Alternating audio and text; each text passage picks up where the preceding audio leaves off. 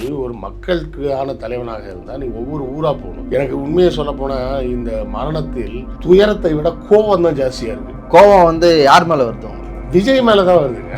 பல மூத்த பத்திரிகையாளர்லாம் இப்ப பேட்டி கொடுத்துட்டு இருக்காங்க, Vijay is not fit for politics. இதைத்தான் நான் முதல்ல சொல்லிட்டு இருக்கேன். நீதிபதி காட்டமா சொல்லியிருந்தோம்னா காலதாமதமாக வந்ததுனால தான் விபத்து நடந்திருக்கு. சரி, காலதாமதமாக வந்ததுனால விபத்து இல்ல, விபத்து நடப்பதற்காகவே காலதாமதமா இந்த ஆள் வந்தான்னு நான் சொல்றேன். இந்த ஒய் பிரிவு பாதுகாப்பு வாங்கினதே எதுக்கு? இது மாதிரி ஏதாவது பிரச்சனை வந்துன்னா அரெஸ்ட் பண்ண முடியாது. இப்ப நிறைய பேர் சொல்லிட்டு இருக்காங்க விஜய் அரெஸ்ட் பண்ணு. விஜய் அரெஸ்ட் பண்ணணும்னா நீங்க ஒன்றியத்துல பர்மிஷன் வாங்கணும், ஏன்னா அவர் ஒய் பிரிவு பாதுகாப்புல இருக்கிறாரு. இது மாதிரி நடக்கும், நடத்தணும் அப்படின்றதுதான் பாஜகவோட அஜெண்டா. இதுக்கு இடையில ஆதவ அர்ஜுனா ஒரு ட்வீட் போட்டு இவர் புரட்சியாளர்னா அதுல ஸ்டாண்டா நின்று இருக்கணும், டெலிட் பண்ணிட்டு ஓட்டார். ஏற்கனவே நீ தலைமறைவா தான் இருக்கிற, இப்ப தலையை காமிச்சிட்டு இந்த பாம்பு இப்படி உள்ள வெளியே போகல அது மாதிரி போயிட்டு இருக்கிறாரு. இலங்கையிலயும் நேபாளிலையும் பங்களாதேஷ்லயும் நடந்தது புரட்சின்னு இதெல்லாம் நினைச்சிட்டு அது புரட்சி கிடையாது, வன்முறை. ஆளும் வர்க்கம் காவல்துறையை கொண்டு அடக்குமுறையை ஏவுகிறது அப்படின்னு சொல்றாங்களே. வெள்ளக்கார ஆட்சியில ஆளும் வர்க்கம் இந்தியாக்காரனே கிடையாது. அவனை எதிர்த்து காந்தி வன்முறையிலேயே ஈடுபட்டாரு, கூட்டங்கள் போட்டாரு, பேசினாரு, போராட்டங்கள் அறிவிச்சாரு, உண்ணாவிரதங்கள் இருந்தாரு. நீ என்ன செய்யற? நின்று டான்ஸ் ஆடிட்டு இருக்கிற, பாட்டிலுக்கு 10 ரூபாய் அங்க கீழே மயக்கம் போட்டு விழுந்துட்டு இருக்கான். விஜய்க்கு கொடுக்கப்பட்ட அசைன்மெண்ட் ஒரு குறைஞ்சது ஒரு 200 பேராவது சாவர மாதிரி ஒரு கூட்டத்தை நடத்தி காட்டு அப்படிங்கிறது மட்டும்தான். நான் நேரடியா குற்றச்சாட்டு வைக்கிறேன். வதந்திகளை பரப்பினால் கைது செய்வோம்னு அரசாங்கம் சட்டம் போட்டிருக்கு, எனக்கு தெரியும். இருந்தாலும் நான் சொல்றேன், பகிரங்கமா நான் குற்றம் வைக்கிறேன். அறம் நாடு பார்வையாளர்களுக்கு வணக்கம். இன்று நம்முடன் இணைந்திருக்கும் சிறப்பு விருந்தினர் அரசியல் விமர்சகர் கிருஷ்ணவேல் அவர்கள். வணக்கம். வணக்கம். கரூர் ட்ராஜடி, கரூர் டிசாஸ்டர், என்ன பேர் சொல்லி அதை சொல்கிறதுன்னு தெரில. குழந்தைகள் உட்பட 41 பேர் இறந்து போயிருக்காங்க. அதை பார்க்கும்போதே என்னைக்காவது ஒரு நாள் என்னடா இப்படி இருக்கீங்க அப்படின்னு தான் நமக்கு எல்லாருமே தோணுச்சு. அது 41 பேர் இறப்பில் நின்று இருக்கு. இப்போ நீதிமன்றத்தில் வழக்காக போயிருக்கிறது. நீதிபதி சரமாரியான கேள்விகளை கேட்டுட்ருக்காரு. ஓவரால் இந்த நிகழ்ச்சி நிரல் நம்ம விஜய் வருகையிலேருந்து நம்ம தொடர்ந்து அவருடைய ஒவ்வொரு ஆக்டிவிட்டீஸுமே நம்ம பேசிட்டு தான் இருக்கோம். எப்படி புரிஞ்சுக்கிறது, எப்படி பார்க்குறீங்க? விஜய் உண்மையிலேயே அரசியலுக்கு வரணும்னு நினச்சிருந்தா அவர் செய்திருக்க வேண்டிய வேலையை இப்படி சனிக்கிழமை நான் ஒரு ஊருக்கு வருவேன், ஒரு மாவட்டத்துக்கு வருவேன் அப்படின்னு செஞ்சுருக்கக்கூட வேண்டிய வேலை கிடையாது. அவர் என்ன பண்ணியிருக்கணும், ஒவ்வொரு ஊராக அவர் போயிருக்கணும், ஒவ்வொரு ஊராக போயிருக்கணும். டிஸ்ட்ரிக்ட்டுக்கு நான் வருவேன், எல்லாரும் அங்கே வாங்க. என்ன சினிமா போடுறாரா இவர்? படம் போடுறோம், எல்லாரும் அங்கே பாருங்க அப்படின்ற மாதிரி சர்க்கஸ் தான் அப்படி போடுவாங்க. நீ என்ன பண்ணணும், நீ ஒவ்வொரு ஊராக, நீ ஒரு மக்களுக்கான தலைவனாக இருந்தால் நீ ஒவ்வொரு ஊராக போகணும். எனக்கு உண்மையை சொல்ல போனால் இந்த மரணத்தில் துயரத்தை விட கோபம் தான் ஜாஸ்தியாக இருக்குது. 41 பேர் செத்து போயிட்டாங்களேன்னு வருத்தத்தை தாண்டி 41 பேர் செத்துட்டாங்களேன்னு கோபமாக வருது எனக்கு. கோபம் யார் மேலே வருது உங்களுக்கு? விஜய் மேலே தான் வருதுங்க.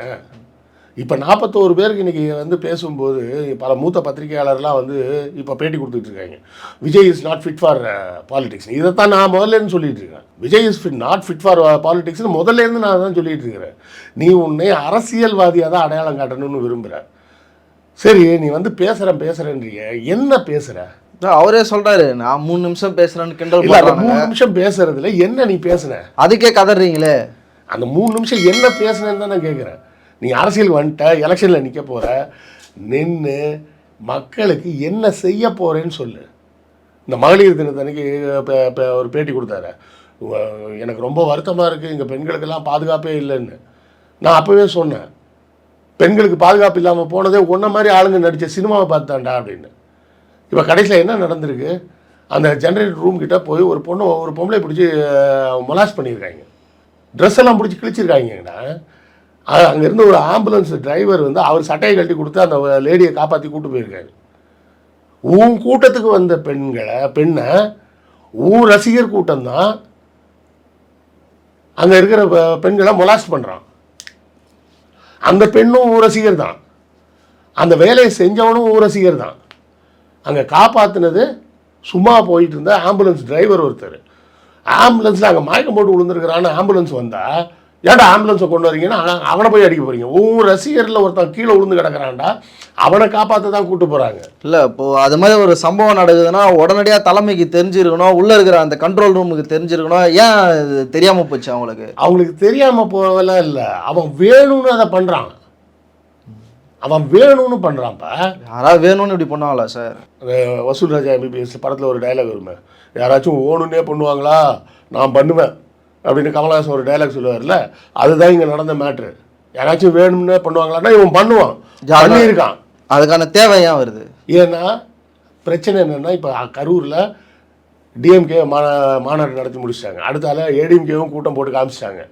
அப்போது இதை வந்து சமூக ஊடகங்களில் என்ன பண்ண ஆரம்பிச்சிட்டாங்க, 2 ஃபோட்டோவையும் எடுத்து போட ஆரம்பிச்சிட்டாங்க. இதை பற்றியா தாவேக்காவுக்கு வந்த கூட்டம் இப்படி தான் இருக்கு பேர், இப்போ டிஎம்கேக்கு வந்த கூட்டத்தை பாரு, ஏடிஎம்கேவுக்கு வந்த கூட்டத்தை பாருன்னு சமூக ஊடகங்களில் போட்டு காட்ட ஆரம்பிச்சிட்டாங்க. அது சொன்னால இருந்தாலும் என்ன அங்கிள் மக்கள் சத்தம் கேட்குதா அப்படின்னு. அப்போ என்ன அர்த்தம், நான் உன்னோட கூட்டத்தை கூட்டி காமிச்சிட்டேன் பார்த்தியா அப்படின்னு காட்டணுன்றது உன்னோட ஈகோவுக்கு தானே நீ அந்த வேலையை செஞ்ச. இப்போ நீ நான் வந்து இப்போ ஒரு 12:30 மணிக்கு வர முடியுமான்னு கேட்குறேன், நான் வந்துடுறேன்ப்பா அப்படின்னு சொல்கிறேன். 12:30ன்னா அதிகபட்சம் ஒரு 12:45 வரலாம். நான் சாயங்காலம் 6 மணிக்கு வந்தேன்னா உன்னை மதிக்கலைன்னு அர்த்தம், உன்னை துச்சமாக மதிக்கிறேன்னு அர்த்தம். வெயிட் பண்ணு, நான் வரேன்னா வருவேன், நீ வெயிட் பண்ணு அப்படின்னு நான் உன்னை சொல்கிறேன்னு அர்த்தம். நான் வந்தால் தானே உன்னால் வீடியோ போட முடியும், உனக்கு தான் வேறு வேலை வெட்டி இல்லைல்ல, உட்காரு அப்படின்னு நான் உன்னை மதிக்காமல் நடந்துக்கிறேன்னு அர்த்தம். டைமுன்றது என்ன தெரியுமாப்பா, நான் அதுக்கு அடிக்கடி சொல்லுவேன். நான் இப்போ நம்ம சேனல் போவோம், ஒரு சில சேனலில் லேட் ஆகும். என்ன ஆகும்னா, என்ன நடந்திருக்குன்னு கேட்டால், காலையில் ஒரு சேனலுக்கு போயிருப்பேன், அந்த மொதல் சேனல் நான் கரெக்டாக டைமுக்கு போயிடுவேன். அங்கே ஏதாவது டிலே ஆச்சுன்னா 2வது சேனலில் டிலே ஆகும். 2வது சேனலில் டிலே ஆகும்போது 3வது சேனலுக்கு பார்த்தா கிட்டத்தட்ட 1 மணி நேரம் டிலே ஆகும். நான் எப்பவும் சொல்கிறது என்ன சொல்லுவேன்னா, டிலே ஆக்காதீங்க. இப்போ நான் வர்றேன்னா என்ன அர்த்தம்னா, நான் 1/2 மணி நேரம் லேட்டாக வரேன்னு வச்சுக்கோ, மொத்தமாக எவ்வளோ டைம் வேஸ்ட் ஆகுது தெரியுமா? உன்னோட 1/2 மணி நேரம் வேஸ்ட் ஆகுது, கேமராமேனோட டைம் 1/2 மணி நேரம் வேஸ்ட் ஆகுது. இந்த 2 1/2 மணி நேரத்தோடு சேர்த்து வீடியோவை எடிட் பண்ணுற எடிட்டருக்கு ஒரு 1/2 மணி நேரம் வேஸ்ட் ஆகுது. அப்போ நான் 1/2 மணி நேரம் லேட்டாக வந்தால் 1.5 மணி நேரம் வேஸ்ட் ஆகுதுன்னு அர்த்தம். நீதிபதி காட்டமாக சொல்லியிருந்தோன்னா, காலதாமதமாக வந்ததுனால தான் விபத்து நடந்திருக்கு. சரி, காலதாமதமாக வந்ததுனால விபத்து இல்லை, விபத்து நடப்பதற்காகவே காலதாமதமாக இந்த ஆள் வந்தான்னு நான் சொல்கிறேன். நான் நேரடியாகவே குற்றம் சாட்டுறேன். இது மாதிரி ஏதாவது ஒன்று நடக்கட்டும்னு அவன் எதிர்பார்த்துருப்பான். அந்த முன்னாள் செய்தி தொடர்பாளர் ஒருத்தர் வந்து ஒரு கலைஞர் செய்தியில் பேட்டியில் ஓப்பனாக சொல்கிறாரு, நான் போய் சொல்கிறேன் 4 பேர் செத்துட்டாங்க நம்ம மாநாடில், விக்கிரவாண்டி மாநாட்டில், அதுக்கு எதாவது நம்ம செய்யணும் அப்படின்னு. என்ன 4-5 பேர் தானே, இதுக்கெல்லாமா நம்ம எதாவது செய்யணும்னா என்ன செய்யுது பார்த்துக்கலாம் விடுங்க அப்படின்னு ஜான் ஆரோக்கியசாமி சொன்னாருன்னு பகிரங்கமாக தாவேகாவோட முன்னாள் செய்தி தொடர்பாளர் கலைஞர் டிவியில் பேட்டி கொடுக்குறாரு. இப்போ எப்போ இவங்க அங்கே துடிக்க 4 பேருக்கு துடிக்கல, 40 பேருக்கு துடிக்கல. 4 பேர்னா உயிர் இல்லையா? 4 பேர் செத்தாங்க. அப்புறம் ஸ்ரீவில்லிபுத்தூரில் ஒருத்தர் செத்தான். யாரையாவது நீ நேரில் போய் பார்த்தியா செத்தவங்கள? போனால் கூட்டம் வந்தது. என் கூட்டம் வந்தால் என்ன, கூட்ட நெரிசலில் மாட்டிக்கு செத்துருவியா? என் மக்களுக்காக உயிரே கொடுப்பேன்னு சொல்லியே சாவு. இது வேறு ஒரு அரசியல் தலைவராக இருந்திருந்தா இன்னொரு விஷயம் சொல்கிறாங்க. விக்கிரவாண்டியில் அதே செய்தி தொடர்பாளர் சொல்கிறாரு, 440 பேர்கிட்ட மயக்கம் போட்டு விழுந்தாங்களாம். இவர் போய் சொல்கிறாரு இது மாதிரி 4 பேர் இறந்துட்டாங்கன்னு. அதுக்கு பதிலுக்கு புசியானந்த் சொன்னது என்னென்னா, ஆமாம் 4 பேர் செத்துட்டாங்கன்னு வந்து சொல்கிறேன், ஏதோ நமக்கு நல்ல நேரம், 440 பேர்கிட்ட மயக்கம் போட்டு விழுந்துருக்காங்க, இதெல்லாம் பெருசுப்படுத்தாங்க, இது வெளியே தெரியக்கூடாதுன்னு நினைக்கிறாங்க. ரசிகர்கள்னால் அப்படி தான் இருப்பாங்கன்றது உனக்கு தெரியுது இல்லை? ஒரு ட்ரெய்லர் ஷோ போட்டதுக்கு ரோஹிணி தேட்டரை அடித்து உடச்சாங்க. நீ அந்த தேட்டருக்கு நஷ்டஈடு ஏதாவது கொடுத்தியா? மன்னிப்பு கேட்டியா? உன் தொண்டர்களை அதட்டினியா? இப்போ நம்ம ஒரு வீட்டுக்கு போகிறோம், பிள்ளைங்களை கூப்பிட்டு போகிறோம், அந்த பிள்ளைங்க ஏதாவது ஆட்டம் போடும், அப்போ நம்ம என்ன பிள்ளைங்கன்னா அப்படி தான் இருக்கும், உன் வீட்டு பொருளை எடுத்து உடைக்க தான் செய்யும் அப்படின்னு நம்ம சொல்லிட்டு இருக்கோமா? அப்போ உன் ரசிகர்கள்னா நீ தான் கட்டுப்படுத்தணும். இல்லை, கர்ப்பிணி பெண்கள் வரக்கூடாது, குழந்தைகளை கூப்பிட்டு வராதிங்க அப்படின்னு தொடர்ந்து சொல்லிட்டு தானே இருக்கிறாங்க. அப்போ நீ என்ன பண்ணணும்? என்ட்ரன்ஸ் எக்ஸிட் வச்சியா? அது காவல்துறை தானே வச்சு கொடுக்கணும். நீ என்ன இப்போ கழட்டிகிட்டு இருப்பியா? நீ உனக்கு வந்து ஆயான்னு கையை காட்டுறதுக்கு கவர்மெண்ட்லேருந்து காசு செலவு பண்ணி உனக்கு போலீஸாக போடணுமா? போலீஸ் வந்து அந்த இடத்துல அசம்பாவிதம் எதுவும் நடக்கக்கூடாது, திருட்டு போயிடக்கூடாது, அந்த மாதிரி விஷயங்களை பார்க்க தான் வருவாங்க. க்ரௌடு மேனேஜ் பண்ண வேண்டியது கூட்டம் தான் மேனேஜ் பண்ணணும். நீ என்ன தலைவன்? இது நான் சொல்கிறேன், இது வந்து திமுகன்னு சொல்ல, எந்த அரசியல் கட்சியாக இருந்தாலும் இப்படி அந்த கூட்டத்தில் ஒருத்தர் மயங்கி விழுந்துட்டாருன்னா பதறி அடித்து ஸ்டேஜை விட்டு இறங்கி வந்துடுவாங்க. என்னப்பா ஆச்சு அப்படின்ட்டு நேராக கீழே இறங்கி வந்துடுவாங்க. நீ எல்லாம் ஒரு தலைவனா? ராகுல் காந்தி இந்தியா தேசிய தலைவர், ரோட்டில் நடந்து மக்களுக்கு உள்ள நடுவில் போகிறாரு. உனக்கு என்ன அப்படி என்ன பயம்? உனக்கு என்ன பயம்னா வேறு ஒன்றுமே கிடையாது. உங்ககிட்ட கொள்கையும் கிடையாது, ஒரு இளவும் கிடையாது, ஒரு புண்ணாக்கும் கிடையாது. நாம் இறங்கி மக்களை இறங்கிட்டோம்னா நம்ம மேலே இருக்க கிரேஸ் போயிடும். இப்போது அந்த காக்கா முட்டையில் படம் பார்த்துருப்பாங்க எல்லாருமே. அது அவுட் ஆஃப் த இதெல்லாம் அதில் ஒரு இது இருக்குது. இப்போ பீஸா சாப்பிட்றது தான் அந்த படமே. அவனை என்னென்னவோ பண்ணி என்னென்னவோ பிரச்சனை பண்ணி அந்த பீஸாவை சாப்பிட்டா அவனுக்கு அது பிடிக்காது. ஸோ அந்த பீஸா மேலே இருக்கிற அந்த கிரேஸை வந்து காப்பாற்றிட்டே இருக்கணும். அதுதான் விஷயமே. பைத்தியம் பிடிச்ச மாதிரி ஒரு மனநிலையில் இருக்கிற அந்த கிரேசினஸ் போயிடுச்சுன்னா அதுக்கப்புறம் நமக்கு கூட்டம் வராது. அதுதான் அவனுக்கு பயம். அதுதான் அவனுக்கு பயமே. இப்போ சிவகார்த்திகேயன் சொன்னாப்புல, நாளைக்கே எனக்கு சினிமா விட்டு துரத்திட்டாங்கன்னா கூட 2 டிகிரி வச்சுருப்பேன், வேலைக்கு போயிடுவேன் அப்படின்னு. நாளைக்கே துரத்திட்டாங்கன்னா இவர் எங்கே போவார்? இந்த கிரேசினஸ் போயிடுச்சுன்னா என்ன எங்கே போவான்? எங்கேயும் போக முடியாது. வீட்டில் சும்மா உட்காந்துருக்க வேண்டியதான். இப்போவே பாரு, பனையூர் வீடை காலி பண்ணிட்டு பட்டணப்பாக்கத்துக்கு ஓடி போயிட்டாங்க. இந்த ஒய் பிரிவு பாதுகாப்பு வாங்கினதே எதுக்கு?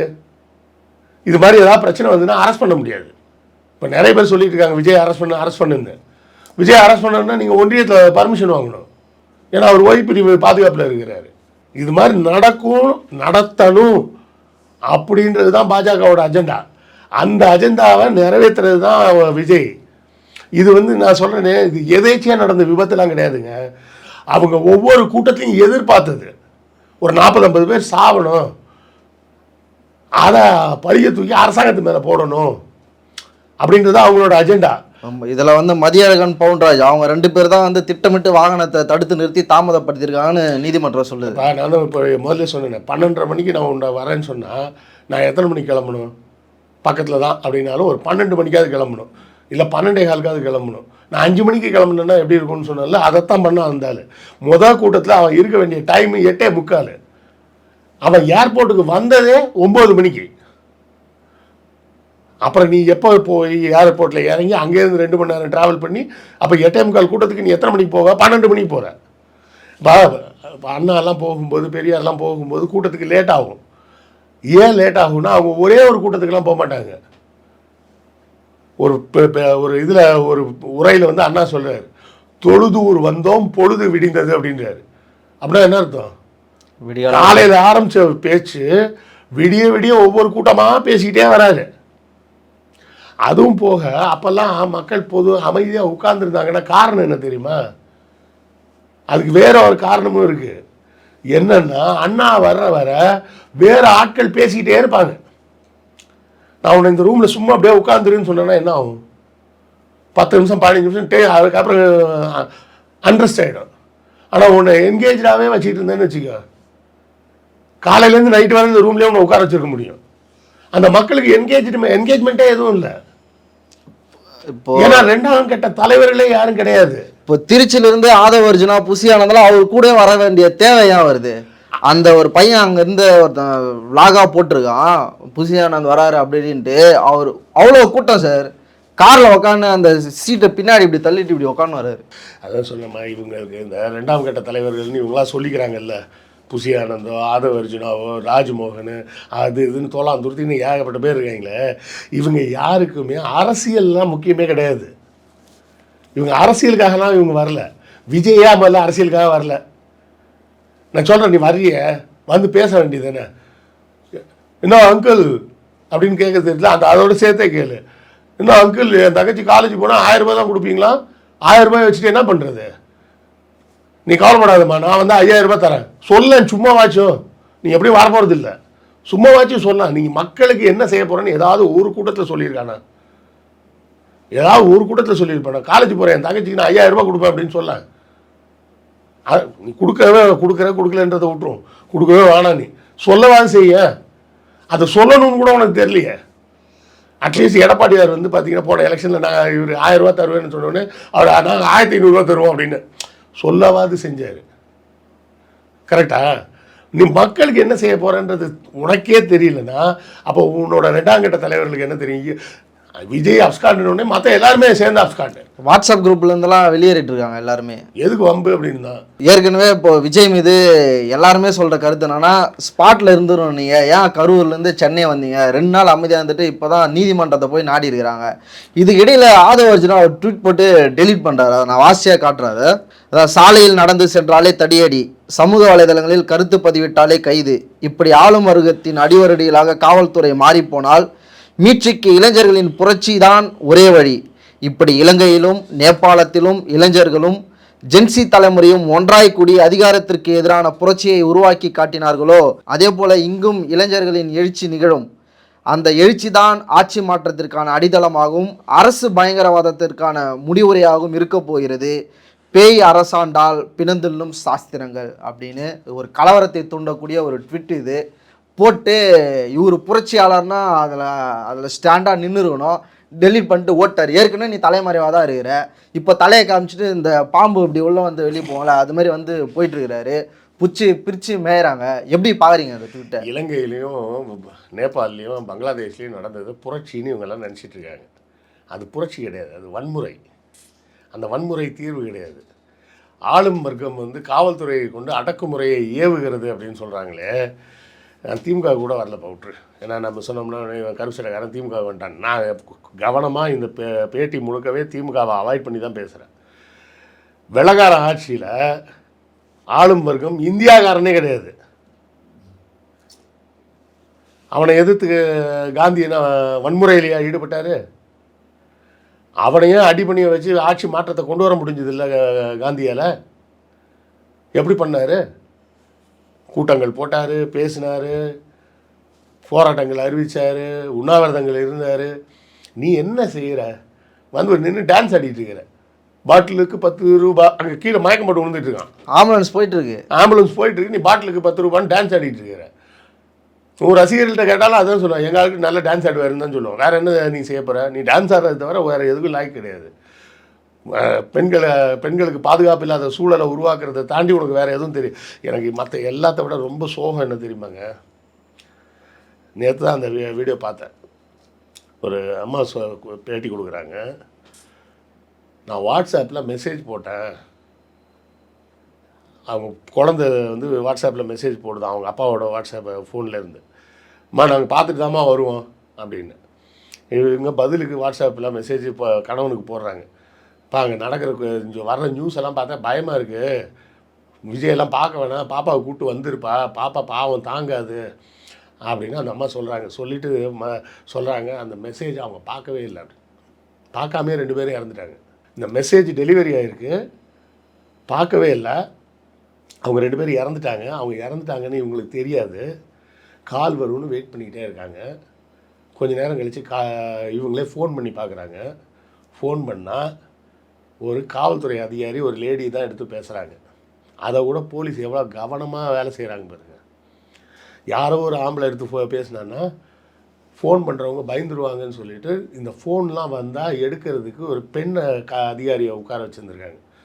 ஒரு லேடிகிட்ட பேசினா கொஞ்சம் அவங்களுக்கு இதாக இருக்கும் அப்படின்னு ஃபோன் பண்ணி எடுத்து, என்னங்க நீங்கள் பேசுகிறீங்க, யாருங்க? இல்லைம்மா நான் போலீஸ் தாம்மா. அப்போவும் அவங்க என்ன சொல்லியிருக்காங்க, இந்த ஃபோன் கீழே கிடந்தது, அவங்க ஹாஸ்பிட்டலில் இருக்காங்கன்னு டக்குன்னு சொல்லலை. எவ்வளோ கவனமாக ஹேண்டில் பண்ணுறாங்க பாருங்கள். கீழே கிடந்தது, இது உங்கள் வீட்டுக்காரதா, நான் பார்த்து அவரை பார்க்க முடிஞ்சால் நான் கொடுத்துட்றேன், நீங்கள் எங்கே இருக்கீங்க அப்படின்னு கேட்டிருக்காங்க. நான் ஹாஸ்பிட்டலில் தான் இருக்கேன். இல்லைங்க ஏதாவது இருந்தால் உண்மையை சொல்லிவிடுங்கன்னு அவங்க திரும்பவும் கேட்குறாங்க. ஒரு மரண செய்தியை ஒருத்தர்கிட்ட சொல்கிறதுன்றதே வந்து அவ்வளோ பெரிய சோகமாக இருக்குது. ரொம்ப கடுமையான ஒரு விஷயம். நான் இந்த நேரத்தில் 2 நாள் நடுவில் வீடியோ போடலன்றது வேறு காரணம் என்னென்னா, என் மாமனார் வந்து ஞாயிற்றுக்கிழமை இறந்து போயிட்டார். அதனால நான் அங்கே பட்டுக்கோட்டைக்கு போக வேண்டியதாகிடுச்சு. நேற்று ராத்திரி தான் இங்கே வந்து சேர்ந்தேன். அதனால தான் 3 நாளாக நான் வீடியோவே எதுவும் போடலை. அது பர்சனல் மேட்ரு, அது விட்டுருங்க. அந்த பெண்மணியை யோசிச்சு பாருங்கள். நைட்டு சமையல்லாம் பண்ணி வச்சுட்டு அந்த பாப்பாவுக்கு, ஏன்னா அது ஞாயிற்றுக்கிழமை, சனிக்கிழமை ராத்திரி, மறுநாள் ஞாயிற்றுக்கிழமைன்றதுக்காக அந்த பாப்பாவுக்கும் இப்போ வீட்டுக்காருக்கும் இதை பண்ணி வைக்கலாம், அதை பண்ணி வைக்கலாம். வரும்போதே என்ன சொல்லியிருப்பாங்க, நான் வரல நீங்கள் போங்க நான் சமைச்சு வைக்கிறேன்னு தானே சொல்லியிருப்பாங்க. இல்லை அதோட வலி வந்து அவ்வளோ பெரிய வலிமா, எனக்கு லிட்டரலாக அழுக வந்துருச்சு எனக்கு. என்ன ரொம்ப டிஸ்டர்ப் பண்ணது வந்து அவங்க பார்வை திறன் இல்லாதவங்க, மாற்றுத்திறனாளி ஒரு அம்மா. அவன் ஒரே பையன் இறந்துட்டான், கணவர் இல்லை. அவங்க சொல்லி ஆகிறாங்க, இதுமாதிரி நான் பிறந்ததுலேருந்தே நான் உன்னை பார்த்தது இல்லையாடா, நீ எப்பட்றா இருப்ப அப்படின்னு ஆகிறாங்க. நம்மளால் அதை யோசிச்சே அந்த விஷுவலாகவே நம்ம அதை பார்க்க முடியல. அதை இதெல்லாம் ஒரு புறம் இருந்தாலும் இந்த 41 குடும்பங்களை நீ வந்து கரூருக்கு போக வேண்டாம், ஜிஹெச்சில் போய் பார்க்க வேணாம், போலீஸ் ஹாஸ்பிட்டலில் போய் பார்க்க வேணாம்ப்பா. அந்த 41 குடும்பத்தை நீ போய் பார்க்க வேணாம், உன் கட்சிக்காரனையாவது போய் பார்க்க சொல்லலாம்ல. உன்னை பார்க்க தானே வந்தாங்க. அந்த 41 குடும்பத்து ஆட்களை போய் பார்த்து கவலைப்படாதீங்க, நாங்கள் இருக்கோம் உங்களுக்கு அப்படின்னு நீ சொல்லியிருக்கலாமா? ஏற்கனவே இறந்து போன 6 பேரையும் நீ போய் பார்க்கல. அந்த 6 பேருன்றதுனால அதை நிறைய பத்திரிகையாளர்கள் கடந்து போயிட்டாங்க. அதுவே முதல்ல எவ்வளோ பெரிய தவறு. ஒரு உயிர்னாலும் உயிர் தானேங்க. ஒருத்தன் தானே செத்தான், 2 பேர் தானே செத்தான், 4 பேர் தானே செத்தான்னு அவங்க கட்சிக்காரங்களே பேசுகிறாங்கன்னா அப்போ அவங்க எதிர்பார்த்த டார்கெட் வரலைன்னு அர்த்தம். நான் சொல்கிற குற்றச்சாட்டு உங்களுக்கு புரியுதா? அவங்களோட அதாவது இது வந்து பாஜக மாடல் என்னன்னா, ஒரு கலவரத்தை உருவாக்கி அந்த கலவரத்தில் நிறைய பேர் சாவணும். செத்தவுடனே பார்த்தியா இவங்கெல்லாம் செத்ததுக்கு யார் காரணம் தெரியுமான்னு எவன் மேலேயாவது பழியை தூக்கி போடணும். போட்டு அங்கே மொத்தமாக குட்டையை குழப்பி அது மூலமாக ஆட்சிக்கு வரணும். இதுதான் அவங்களோட வழக்கமான மாடல். அந்த மாடல் இங்கே ஒர்க் ஆகணும்னு மத ரீதியாக அவனு என்னெல்லாமோ ட்ரை பண்ணி பார்த்தான். திருப்பரங்குன்றோன்னா வேலை தூக்கி பார்த்தான், சீமானை தூக்கி பார்த்தான், ரஜினியை தூக்கி பார்த்தான், ஒன்றும் வேலைக்கு ஆகலன்னு கடைசியாக விஜய் தூக்கணும்னு கொண்டாந்து விஜய்க்கு கொடுக்கப்பட்ட அசைன்மெண்ட்டு ஒரு குறைஞ்சது ஒரு 200 பேராவது சாகிற மாதிரி ஒரு கூட்டத்தை நடத்தி காட்டு அப்படிங்கிறது மட்டும்தான். நான் நேரடியாக குற்றச்சாட்டு வைக்கிறேன். வதந்திகளை பரப்பினால் கைது செய்வோம்னு அரசாங்கம் சட்டம் போட்டிருக்கு, எனக்கு தெரியும். இருந்தாலும் நான் சொல்கிறேன், பகிரங்கமாக நான் குற்றம் வைக்கிறேன். பாஜக கொடுத்த அசைன்மெண்ட்டு ஒரு 200 பேராவது சாகணும். செத்தாங்களா பத்தியா, இது மாதிரி நடந்ததுக்கு காரணமே காவல்துறையும் இந்த அரசாங்கமும் தான் காரணம் அப்படின்னு பழிய போட்டு ஒரு பெரிய கலவரத்தை உண்டு பண்ணணும். அதுதானே இப்போ ஆதவர்ஜினோ சொல்கிறான் மாதிரி இலங்கை மாதிரி இங்கே ஒரு பெரிய வன்முறை கலவரம் வரும். அப்போ அவங்களோட அஜெண்டா என்ன? ஒரு இது மாதிரி ஒவ்வொரு ஊராக கூட்டம் போட்டு யாராவது நிறைய பேர் செத்து அந்த பழியை யார் மேலேயாவது போட்டு அதன் மூலமாக அப்போ என்ன நடக்கும் நல்லா யோசிச்சு பாருங்க. நல்ல வேளை அந்த ட்வீட்டை எடுத்துட்டான். அந்த ட்வீட் அப்படியே இருந்தால் தமிழ்நாடு பூரா இருக்கிற விஜய் ரசிகர் ஆமாம் நாம் கலவரம் பண்ணணும், கலவரம் பண்ணால் தான் சரியாக வரும் அப்படின்னு நினச்சி இதுக்குள்ளே தமிழ்நாடு பூரா ஊரை கொளுத்த ஆரம்பிச்சிருப்பாங்களா? ஸ்டாண்ட் வித் விஜய், என் ஸ்டாண்ட் அண்டர் விஜய் தான். ஏன்னா அவர் மேலே தானே நிற்பார். இல்லை அவங்க என்னோட அஜெண்டா அப்படி தான் வேலை செஞ்சுருக்காங்க. இல்லை அதில் நீதிமன்றத்தில் தாவேகா தரப்பு வழக்கறிஞர் சொல்லியிருந்தனா, அசாதாரண சூழல் இருந்தால் பரப்புரையை நிறுத்தலாம் என்ற நிபந்தனை உள்ளது, அதை போலீஸ் ஏன் செய்யவில்லை அப்படின்னு கேட்குறாங்க. நல்ல கேள்வி. இதே கேள்வி தான் சீமானும் கேட்டான். மாடுகளுக்கு மேய்ச்சல் நிலம் வேணும்னு மாநாடு போட்டிருக்கீங்களே, அந்த மேய்ச்சல் நிலத்தில் அந்த மேய்ச்சல் நடத்தக்கூடாதுன்னு வழக்கு போட்டதே உங்கள் கட்சிக்காரன் தானே, மீனவர் அணி தலைவர்னு நினைக்கிறேன், உங்கள் கட்சிக்காரன் தானே அப்படின்னு சொல்லி பேட்டி கேட்டால் பதிலுக்கு சீமான் என்ன தெரியுமா சொன்னால், வழக்கு நாங்கள் போட தான் செய்வோம், நீங்கள் வாதாடி அந்த மாடுகளுக்கு மேய்ச்சல் நிலத்தை வாங்கி கொடுத்துக்க வேண்டியது தானே, நீங்கள் வாதாடி வாங்கி கொடுக்கல அதனால நான் மாநாடு போட்டேன். அந்த மாதிரி லூசுத்தனமாக இருக்குது. ஒவ்வொரு கூட்டத்துக்கும் தலைவன் ஏண்டா வேணும்னே லேட்டாக கிளம்புறான். முதல்ல விக்கிரவாண்டி மாநாடுலேயே கடையில் அவசரமாக மேடையில் ஏற்றுனாங்க விஜயை. ஏன் மயக்கம் போட்டு விழ ஆரம்பிச்சிட்டாங்க. இல்லை ஒரு 41 பேர் இறந்துருக்கிறாங்க, பல்வேறு பேர் மருத்துவமனையில் இன்னுமே இருக்கிறாங்க, 25 பேர் இருக்காங்க மருத்துவமனையில் இருக்கிறாங்க, வேறு வேறு பிரச்சனைகள் போயிட்டுருக்கு. விஜய்க்கு எதிராகவே விஜய்க்கு எதிராக இல்லை, விஜய் கேள்வி கேட்டு விஜய் விமர்சனம் செய்து எல்லாருமே பேசிகிட்டு இருக்காங்க. எந்த விதமான பதட்டமுமே இல்லை. எப்படி அவங்களால இருக்க முடியுது? அவங்களுக்கு என்னென்னா வேற ஒன்றும் இல்லை, போட்ட பிளான் சொதப்பிருச்சின்னு உட்காந்துருக்காங்க. நான் தான் சொன்னேன், அவன் பிளான் என்னென்னா இந்த 40 பேர் இல்லை, அவன் எதிர்பார்த்தது 100 பேருக்கு மேலே. இல்லைன்னா வேணும்னே ஒரு 6 மணி நேரம் வண்டியை மெதுவாக உருட்டிக்கிட்டே வருவாங்களா? இல்லை மனித உயிர்களை பலின்னு யாரும் நினைக்க மாட்டாங்களா? அவனுக்கு அதெல்லாம் பிரச்சனையே கிடையாது. அவனுக்கு கொடுக்கப்பட்ட அஜெண்டா என்னென்னா தமிழ்நாட்டில் கலவரம் வரணும். கலவரம் பண்ணணும்னா என்ன வழி? தமிழ்நாட்டில் மத கலவரத்துக்கு வழியே இல்லை. சாதி கலவரம் பண்ணலாம். சாதி கலவரம் பண்ணலான்னா எல்லா சாதியும் சேர்ந்து கலவரம் பண்ண மாட்டான். அங்கங்கே தான் ஒவ்வொரு பாக்கெட்டில் தான் நடக்கும். இப்போ கோயம்புத்தூரில் ஒரு சாதி கலவரம்னா அதே சாதி கலவரம் மதுரைக்கு வராது. மதுரையில் ஒரு சாதி கலவரம்னா அதே கலவரம் திருநெல்வேலிக்கு வராது. திருநெல்வேலியில் ஒரு கலவரம்னா அதே கலவரம் வேலூரில் நடக்காது. அப்போ மொத்த தமிழ்நாட்டுக்கும் சேர்த்து ஒரு கலவரம் பண்ணணும் அப்படின்னா பிளான் என்ன? விஜயை கொண்டாந்து இறக்கு. அந்த கூட்டத்தில் இவ்வளோ பேர் செத்தாங்க. ஒரு மேன் பவர் வச்சிருக்காரு அவர். அதான் இவ்வளோ பேர் செத்தாங்கல்ல. இந்த சாவுக்கு காரணம் அரசாங்கம், போலீஸு, தமிழ்நாடு பூரா கடையெல்லாம் அடித்து ஓட்ட, காவல்துறை என்ன பிடுங்கிட்டு இருக்கு அப்படின்னு சொல்லி கேள்வி கேளு. அவங்க எதிர்பார்த்த ஆங்கிள் அது. ஆனால் அதுக்குள்ளே அரசாங்கம் வந்து டக்குன்னு கடகடன் நடவடிக்கை எடுத்து எல்லாரையும் மருத்துவமனையில் சேர்த்து பக்கத்தில் இருக்கிற மருத்துவமனையிலேருந்து ஆட்கள் எல்லாம் வர வச்சு அதை கேள்விக்குட்படுத்துறாங்களே. இவ்வளோ வேகமாக செயல்பட வேண்டிய தேவையா வருது? முட்டாப்பையில் அறிவு இருக்கா அவனுக்கு அப்படின்னு தான் கேட்கணும். ஏன் நான் ஒன்று சொல்ல, அரசாங்கத்துக்கு தெரியாமல் யாருக்கே தெரியும்? அரசாங்கத்துக்கு தான் ஃபஸ்ட்டு தெரியும். அரசாங்கத்துக்கு தான் முதல்ல தெரியும். நீங்கள் கவனிச்சிருக்கீங்களா? பெரிய தலைவர்கள் யாராவது செத்து போனாங்கன்னு வச்சுக்கிங்க, ஜெயலலிதாவோ எம்ஜிஆரோ கலைஞரோ இது மாதிரி பெரிய தலைவர்கள்லாம் இறந்தாங்கன்னா அவங்க எத்தனை மணிக்கு இறந்தாங்கன்னா நமக்கு தெரியாது. அறிவிப்பு எப்போ வரும்னு பார்த்தீங்கன்னா ராத்திரி 8 மணிக்கு மேலே தான் வரும். ராத்திரி 8 மணிக்கு முன்னாடி அறிவிக்க மாட்டாங்க. ஏன்? 8 மணி அப்படின்னா ஒரு கணக்கு இருக்குது. ஓரளவுக்கு பெண்கள், குழந்தைகள், பள்ளிக்கு போனவங்க, ஸ்கூல் போகிறவங்க, காலேஜ் போகிறவங்கெல்லாம் வீட்டுக்கு வந்துடுவாங்க. 8 மணிக்கு மேலேயும் வெளியே இருக்கிறவங்க வீட்டுக்கு வரக்கூடிய சொந்த வாகனம் பயணத்தை பற்றி பிரச்சனை இல்லாத அவங்க தான் 8 மணிக்கு மேலே வெளியே இருப்பாங்க. இப்போ பொது டிரான்ஸ்போர்ட் இருக்குல்ல, பப்ளிக் டிரான்ஸ்போர்ட்டை டிபெண்ட் பண்ணி இருக்கிறவங்களாம் மேக்ஸிமம் 8 மணிக்கு உள்ள வீட்டுக்கு வந்துடுவாங்க. கொஞ்சம் பேர் வேணால் ஒரு 10-20% வெளியே இருப்பாங்க. அப்போ 8 மணிக்கு மேலே அறிவிச்சா ஒருவேளை ஏதாவது கலாட்டா ஆச்சு, கலவரம் ஆச்சுன்னா கூட பொதுமக்கள் அதில் சிக்கிடக்கூடாது. இப்போ ஒரு அரசியல் தலைவர் வந்து மத்தியானம் 2 மணிக்கு இறந்துட்டாருன்னு வச்சுக்கிங்க, படக்குன்னு உடனே அறிவிச்சிட்டாங்கன்னா என்ன ஆகும்? அந்த அரசியல் தலைவர் சார்ந்த கூட்டம் வந்து ஒரு கலவரம் பண்ணிட்டு திரிவான். ஸ்கூலில் மத்தியானம் படிச்சுட்டு இருந்த பிள்ளைங்கள்லாம் மாட்டிக்கும். அரசாங்கத்துக்கு எல்லாமே முதல்ல தெரியும். ஒரு மரணத்தை அறிவிப்பதை நிதானமாக அறிவிக்கலாம். அப்போ தான் மக்களுக்கு சேஃபு. மக்களுக்கே பிரச்சனைனா அரசாங்கம் உடனடியாக அறிவித்து வேலை செய்யணும். நீ உடனடியாக வேலை செய்யாமல் இருந்திருந்தாங்கன்னா நீ கேள்வி கேட்டால் அதில் ஒரு நியாயம் இருக்குது. உடனடியாக ஏன் வேலை செஞ்சாங்கன்னு அங்கே உள்ள ஃபுல்லாக இன்டெலிஜென்ஸ் ஆளுங்க நின்றுட்டு இருப்பான். கூட்டத்தில் இன்டெலிஜென்ஸ் ஆள் நின்றுட்டு இருப்பான். என்ன நடக்குதுன்னு மினிட் பை மினிட் வந்து அந்த டிஸ்ட்ரிக்ட் எஸ்பிக்கு நியூஸ் போய்கிட்டே இருக்கும். எஸ்பி வந்து ஒவ்வொரு 10 நிமிஷமும் டிஜிபிக்கு அப்டேட் பண்ணிகிட்டே இருப்பார். டிஜிபி உடனே சிஎம்க்கு அப்டேட் பண்ணிகிட்டே இருப்பார். இப்படி தான் அந்த மிஷின் இயங்கும். அந்த மிஷினரி எப்படி இயங்குன்றதே உனக்கு தெரியாது. இன்டெலிஜென்ஸ் ஆளுங்கன்னு சொல்லுவாங்கப்பா அவங்கள, உளவுத்துறை ஆளுங்கன்னு. தமிழக உளவுத்துறைன்னு ஒன்று இருக்கும். ஒவ்வொரு கூட்டத்துலேயும் ஒரு 10 பேர் 20 பேர் அந்த உளவுத்துறை ஆளுங்க உள்ளே இருப்பாங்க.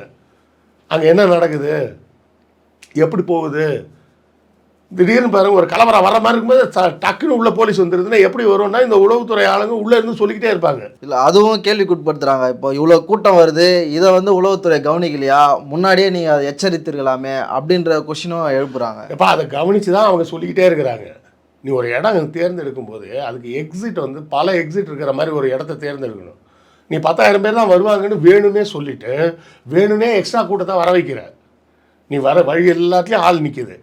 நீ என்ன பண்ணுற? இந்த வண்டியில் தான் விஜய் இருக்காருன்னு லைட்டை போட்டு காட்டுற, அப்புறம் லைட்டை ஆஃப் பண்ணிடுற, அப்புறம் வண்டி மூவ் ஆகுது. அப்போ பார்க்காத போய் லைட்டை ஆமாம் இல்லை நீ பார்த்தியா, நான் பார்க்கலையே, வாடா போகலான்னு வழி எங்கேயும் கூடியிருந்த எல்லாரையும் கேதர் பண்ணிட்டு உள்ளே கொண்டாடுறாங்க. ஆக்சுவலாக விஜய் வரது வந்து அந்த பிரச்சார வாகனம் இல்லை, புல்டோசர் மாதிரி மொத்தம் அந்த புல்லு ஆளுங்க தள்ளிட்டு வர்ற மாதிரி தள்ளிட்டு வர்ற. நீ எதுக்கு வேணும்னு அந்த லைட்டை ஆஃப் பண்ணி ஆன் பண்ணிக்கிட்டு இருந்த? அந்த ஆளுங்க பூரா அங்கே வரணும்னு. ஏன் அங்கே வரணும்? அங்கே வந்தால் தான் நெரிசல் ஆகும், நெரிசல் ஆனால் தான் சாவான். நான் சொல்கிறேன், நேரடியாக குற்றச்சாட்டு வைக்கிறேன். விஜய் வந்து ஆளுங்களை கொல்லுறது தான் அவனோட ஐடியா. அது முதல் 2-3 கூட்டத்தில் மிஸ் ஆகி போச்சு, இந்த கூட்டத்தில் சக்ஸஸ் ஆகிடுச்சு. ஆனால் அதுக்கு அடுத்தால செய்யலான்னு அவன் வச்சுருந்த வேலை சொதப்பிடுச்சுன்றது தான் அவன் பிரச்சனை. அவன் நினைப்பு என்னென்னா, இது வந்து பெரிய ரூமராக கிளம்பணும். 40 பேர் இல்லைப்பா 400 பேர் அது இதுன்னு கிளப்பி விட்டு தமிழ்நாடு பூரா கலவரம் பண்ணுறது தான் விஜயோட பிளானு. இல்லைன்னா நாக்பூரோட பிளானு. இல்லைன்னா நீ என்னத்துக்கு போய் குருமூர்த்தியை போய் பார்க்குற? முதல்ல விஜயின் சார்பாக 2 பேர் போய் பார்த்தாங்கன்னாங்க. அப்புறம் விஜயே போய் பார்த்துருக்கேன். நக்கீரன் பிரகாஷ் ராகுல் காந்தி கிட்ட உதவி கேட்டாரு அப்படின்றாரு. ராகுல் காந்திகிட்ட உதவி வந்து குருமூர்த்தி மூலமாக கேட்டியோ? இல்லை, ராகுல் காந்தி கிட்ட பேசி, ராகுல் காந்தி ஸ்டாலின் கிட்ட பேசி, ஸ்டாலின் ராகுல் காந்தி கிட்ட பேசி. பழமொழி உண்டுப்பா, அது வந்து கொஞ்சம் கொஞ்சம் டேஸ்ட் கம்மியாக தான் இருக்கும், இருந்தாலும் பரவாயில்ல சொல்கிறேன். ஊரறிஞ்ச பாப்பானுக்கு ஒரு பூணூல் எதுக்குன்னு ஒரு பழமொழி சொல்லுவாங்க. ஊரறிஞ்ச பாப்பானுக்கு பூணூல் எதுக்குன்னு. அது மாதிரி குருமூர்த்தினாலே பிஜேபின்னு ஊருக்கே தெரியும். அப்புறம் என்னத்துக்கு போய் நீ பார்த்த? ஏன்னா உனக்கு அஜெண்டா செட் பண்ணி கொடுத்தது குருமூர்த்தி. ஐயா பிளான் சொதப்பிருச்சு, இப்போ என்ன பண்ணுறது அப்படின்னு கேட்கறதுக்கு தான் நீ போன. அதனால தானே முதல்ல குருமூர்த்தி மறுத்திருக்காரு. நான் அது மாதிரிலாம் யாரையும் மீட் பண்ணல, தாவகவினர்லாம் என் கூட மீட் பண்ணல அப்படின்னு குருமூர்த்தி மறுத்திருக்காரு. அவர் மறுப்பார். இல்லைன்னா போட்ட பிளான் பூரா வீணாக போயிருமே. விஜய் குருமூர்த்தியை பார்த்தாருன்னே நியூஸ் வருது. அப்புறம் என்ன? இப்போ இறுதியான ஒரு கேள்வியாக வச்சுக்கலாம். இப்போது தமிழ்நாட்டுக்குன்னு ஒரு பாரம்பரியம் இருக்குது, அரசியல் ரீதியாகவும் சரி, அறம், நம்ம அந்த ஒரு வாழ்க்கை நெறிமுறை, அதில் தமிழ்நாடு முன்னோடி சிறந்து விளங்குகின்ற மாநிலம். இப்போது அதில் இப்போ அரசியல்னால் சின்ன பசங்களோட அரசியல் பேசுவாங்க, பெண்கள் அரசியல், ஆண்கள் பேசுகிறது, எல்லாருக்குமே ஒரு பரந்துபட்ட ஒரு பார்வை இருக்குது மற்ற மாநிலங்களை ஒப்பிடும்போது. அப்படி இருக்கிறப்போ இப்போ இந்த தற்குறின்ற வார்த்தை அது எப்படி யூஸ் பண்ணுறதுன்னு நமக்கு தெரியல. எந்த ஒரு தப்பு இல்லை, அதை நம்ம ஏற்கனவே அதை நம்ம சொல்லியிருக்கிறோம். இப்போது இது மாதிரியான ஒரு கூட்டத்தை, அந்த இப்போ ஒரு கும்பல் மனோபாவம் அப்படியான ஒரு கூட்டத்தை சேகரித்து அதன் மூலமாக அரசியல், அதை மேடையில் அரசியல் போடலான்னு நினைக்கிற அந்த மனோபாவத்தை எப்படி புரிஞ்சுக்கிறது? அவர் அரசியல்லாம் பண்ண வரவே இல்லைம்மா. அவரை வந்து பாஜக இறக்கி விட்டதுக்கு காரணம் வந்து ரஜினியை இறக்கலான்னு ட்ரை பண்ணாங்க. ரஜினி புரிஞ்சுக்கிட்டு எஸ்கேப் ஆகிட்டார். விஜய் இறங்கினார். விஜயோ ரஜினியோ அவங்க இறக்கணும்னு ஆசைப்பட்டதுக்கு காரணமே என்னென்னா, அவங்களோட பாஜகவோட ஸ்டாண்டர்ட் ஃபார்முலா கும்பலை கூட்டு, வன்முறை நிகழ்த்து, கலவரத்தை தூண்டு, பழியை தூக்கி ஆளுங்கட்சி மேலே போடு, ஆட்சியை பிடி. இதுதான் அவங்களோட சிம்பிள் ஃபார்முலா.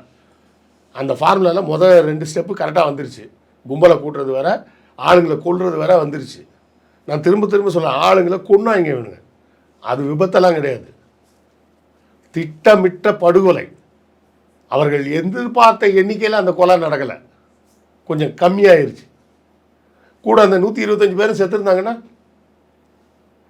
அரசு தலையிட்டு உடனடியாக ஆளுங்களை தூக்கி அங்கேருந்து பக்கத்து மாவட்டத்துலேருந்துலாம் மருத்துவர்களை வர வச்சு உடனே சிகிச்சைகள்லாம் கொடுக்காம இருந்திருந்தா இந்த 40 + 125 கணக்கு போட்டுக்கோ, 160 170 பேர் செத்துருப்பாங்க.